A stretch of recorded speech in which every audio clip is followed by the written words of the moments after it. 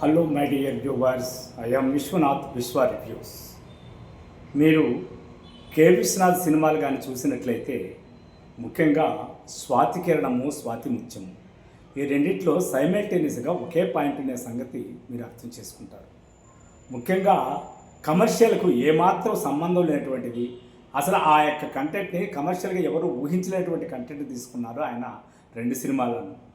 సాగర్ సంగమంలో అయితే ఫెయిల్యూర్ కళాకారుని తీసుకున్నాడు, అదేవిధంగా స్వాతి ముత్యంలో అయితే ఒక అమాయకుడిని తీసుకున్నాడు. అయితే ఈ ఇద్దరికి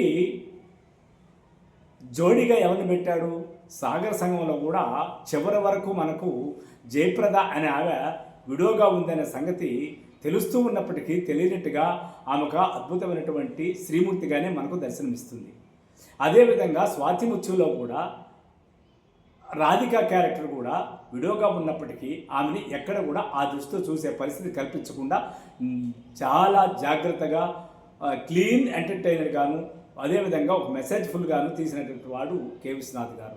చూడండి, అటు జయప్రద క్యారెక్టర్ కానీ ఇటు రాధిక క్యారెక్టర్ కానీ నిజానికి పూర్తిగా భర్త లేనటువంటి పాత్రలు అయినప్పటికీ ఆ యొక్క ఆలోచన కానీ అటువంటి ఫీలింగ్ కానీ మనకు ఏ కోసైనా కల్పించదు. అదే కే విశ్వనాథ్ గారి దర్శకత్వపు చేలి కథనం యొక్క గొప్పతనం. Thank you.